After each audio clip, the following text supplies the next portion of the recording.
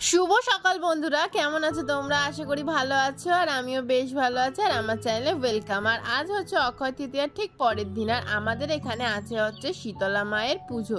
তো ভাবলাম চলো এগুলো তোমাদের সাথে শেয়ার করে নেওয়া যাক। আর শীতলা মায়ের পুজো মানেই বুঝতে পারছো বিশাল ধুমধুমার ব্যাপার। আর মায়ের চলো দর্শন তোমাদেরকে প্রথমে করিয়ে দিই, কারণ মায়ের দর্শন আমিও করিনি। তো মায়ের মোটামুটি পুজো দেওয়া হয়ে গেছে, তারপরে গিয়ে আমি পৌঁছেছি। তো ভাবলাম চলো সিঁদুরের টিপটা আর পরে নিই, আর তার আগে চলো তোমাদেরকে ঠাকুর দর্শনটা করে দিই। তোমাদের সাথে সাথে আমিও ঠাকুর দর্শন করে নিলাম, আর গেলাম হচ্ছে সিঁদুরের টিপটা পড়তে বামুন ঠাকুরের কাছে। তো সিঁদুরের টিপ পরা হয়ে গেল, তারপর বেরিয়ে যাচ্ছিলাম। তারপরে দেখি শীতলা পূজার দিনকেও এখানে ডান্স হয়। তো ডান্স হচ্ছিল, আর এই যে এই কুলোটা হচ্ছে এখানে সবচেয়ে ইম্পর্টেন্ট ব্যাপার। এই কুলোটা যখন এলো, মানে শীতলা পুজোর দিন তো যারা যারা মানে মেনে থাকো বাঙালি, তারা অবশ্যই জানো যে পান্তা খেতে হয় আর হচ্ছে উনুন জ্বালানো যায় না। তো এই কুলোটা যখন ঢুকলো তখন থেকেই আমাদের উনুন জ্বালানো বাড়িতে বন্ধ হয়ে গেছে। আবার এই যখন কুলোটা হয়তো নিয়ে চলে যাবে কি আমি জানি না, যে প্রদীপটা নিভিয়ে দেওয়া হবে সন্ধ্যেবেলা, তখন গিয়ে কিন্তু আমাদের উনুন আবার জ্বালানো যাবে। তো তার জন্যই আমরা আজকে খাবো ঠান্ডা ভাত। তো ঠান্ডা ভাত মানে কি তোমরা সবাই জানো, এই যে পান্তা, সেটা তোমাদের পুরো সচক্ষে দেখিয়ে দিচ্ছি ঠান্ডা ভাত মানে কি। তো চলো আজকে ঠান্ডা ভাতের সাথে সাথে কি কি খেয়েছি সেটা তোমাদেরকে দেখিয়ে দিই। তো প্রথমে লেবু আর বড়াটা দেখিয়ে দিলাম, আর এদিকে মেখেছিলাম হচ্ছে আলু সেদ্ধ, তাও আবার কি দিয়ে বলো তো, শুকনো লঙ্কা তেল দিয়ে। কি বলবো, এখন আমার জিভে জল আসছে। আর আমার জন্য আমি এখনো একটু রেখে দিয়েছি, কিন্তু এত কিছু আইটেম নেই, তবে আলু সেদ্ধটা আমি করে নেবো। আর এই ভাতটাও আমি রেখে দিয়েছি, আর গন্ধরাজ লেবুটাও নেই, কিন্তু ওই শুকনো লঙ্কা আর আলু সেদ্ধ দিয়ে আমার এখনও জিভে জল আসছে। কি বলবো, আমার এখনও মনে হচ্ছে এক্ষুনি আর একটু খেয়ে নিলে ভালো হয়, কারণ পান্তা খেতে আমি প্রচণ্ড ভালোবাসি। তো যে যে খেতে ভালোবাসো আমাকে কমেন্ট করে জানিও। হ্যাঁ, তোমাদেরকে কিন্তু আমাদের বাড়িতে রান্না পুজো হয়, তাদেরকে নেমন্তন্নও করবো ভাবছি, কিন্তু আমাকে কমেন্ট করে জানাতে হবে, তবেই আমি নেমন্তন্ন করবো, নাহলে কিন্তু কেউ নেমন্তন্ন পাবে না। তো ভালো করে মোজ করে মাখিয়ে নিয়েছি শুকনো লঙ্কা সর্ষের তেল দিয়ে। আর এদিকে দেখো বাবুর পাতেও পড়ে গেছে পটল, আর আমারও। আর আমি একটা আলাদা বাটি করে নিয়েছিলাম, মানে আমি একটু ভালোভাবে এরম করে খেতে ভালোবাসি, মানে আমার পাতের মধ্যে সব কিছু পড়বে না, বেশ একটা আলাদা করে বাটি থাকবে, আর এরম করে নিয়ে নিয়ে খাবো। যে আলু সেদ্ধ দিয়ে প্রথমে এক গ্রসটা খেয়েছিলাম, আহা কি যে টেস্ট, তোমাদের কি বোঝাবো। আর তারপরে ভাবছো যে কি খাওয়ার পরেই এটা কোথায় চলে যাচ্ছি। তো খাওয়ার পরেই বেরিয়ে পড়েছিলাম যে কোনো অনুষ্ঠানে যেখানে আমরা গিয়ে থাকি। আর যারা যারা আমার ব্লগ দেখো তারা তো অবশ্যই জানো, সেটা হচ্ছে মাসিমুনির বাড়ি। আর মাসিমুনির বাড়িতেও হচ্ছে, মানে বাড়িতে ঠিক না, পাড়াতেও হচ্ছে মা শীতলার পুজো। আর এদিকে হচ্ছিল যাত্রাও, সেটাও তোমাদেরকে দেখাবো চলো। তার আগে চলো তোমাদেরকে ঠাকুর প্রণামটা করিয়ে নিই, মানে আমি নিজেও করে নিই, তোমাদেরকে ঠাকুরটাও দেখিয়ে দিই এখানে কত সুন্দর করে সাজানো হয়েছে।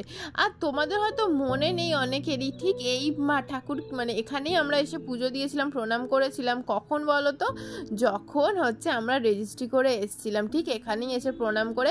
আর তখনও মাসিমুনির বাড়ির এখান দিয়ে ঘুরে গেছি। বললাম না, যে কোনো অনুষ্ঠানে আমাদের মাসিমুনির বাড়ি যাওয়া চাই। আর তারপরে দেখো এখানে যাত্রাপালা হচ্ছিল, তো সেটাও তোমাদেরকে ভালো করে দেখাবো। এখন জাস্ট এক ঝলক তোমাদেরকে দেখালাম শীতলা মায়ের ওই যে একটা যাত্রা হয় না, আমরা ছোটবেলা অনেক দেখতাম, আমাদের পাড়ায় হতো।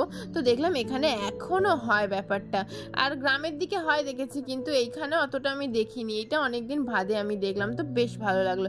আর এদিকে ভাই হচ্ছে তোমার ওই যে কি বলে ওটা, চরণামৃত নেবে বলে হাত বাড়িয়েছিল, তো একটা একটা করে দিচ্ছিল বলে বামুন ঠাকুর রেগে গেছিল, ভাবলাম আমিও হাতটা বাড়িয়ে নিই। তো চরণামৃতটা দেওয়ার মাত্র ভাবলাম সিঁদুরের টিপটাও পরে দিতে বলি, নাহলে আবার রেগে যাবে, বারবার একবার এক একটা জিনিস করতে বললো, তো তাই জন্য আমি ওটাও দিয়ে নিতে বললাম।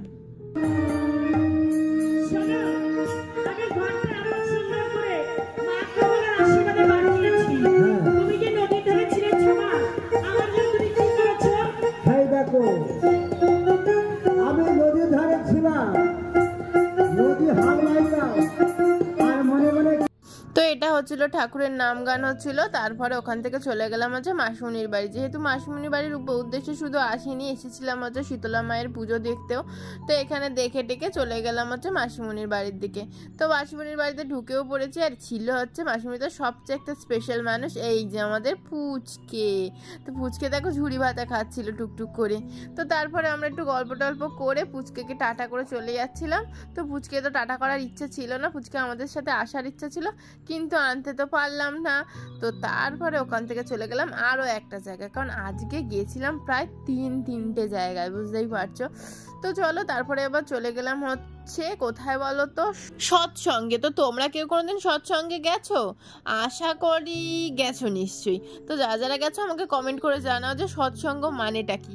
আমি সৎসঙ্গ মানে যেটা বুঝেছি সেটা তোমাদেরকে চলো বোঝাই। আর তোমরা হয়তো শুনেছো যে সৎসঙ্গে স্বর্গবাস আর অসৎসঙ্গে নরকবাস। তো ভাবছো সৎসঙ্গে এসে তো আমরা কি করছি, এখানে মিক্সার দিচ্ছি কেন? আসলে সৎসঙ্গে মিক্সার দিইনি, এনার এটা আসলে একটা গিফট আগে থেকে পাওনা ছিল, সেটা দেওয়া হয়নি, সেটাই দিলাম। আর চলো তোমাদেরকে এই যে সৎসঙ্গটা দেখিয়ে দিই। এই যে এখানে গোপালের নাম গান হচ্ছে, এটাই হচ্ছে সৎসঙ্গ। আর তোমরা যেটা ভাবছো যে সৎসঙ্গে স্বর্গবাস অসৎসঙ্গে নরকবাস, সেই সঙ্গটা কিন্তু আলাদা। বলে না যে মানে সঙ্গ মানে হচ্ছে সঙ্গী, যে ভালো মানুষের সঙ্গে থাকলে ভালো ভালো কাজ করবে তাহলেই সৎ কাজ হবে। আর সৎ কাজ ভালো কাজ মানেই হচ্ছে স্বর্গবাস। আর যদি ভুলভাল মানুষের সঙ্গে থাকো তো তুমি অসৎ পথে চলে যাবে আর তোমার হবে হচ্ছে নরকবাস, কারণ তুমি কাজটাও ভুলভাল করবে। তো চলো এই 3 জায়গায় ঘুরে ঘাড়ে বাড়িতে এসে গেছি। তো চলো আজকের মতো ব্লগ এখানেই শেষ করছি। ভালো লাগলে প্লিজ লাইক শেয়ার সাবস্ক্রাইবটা করতে একদম ভুলো না। তো আজকের মতো টাটা।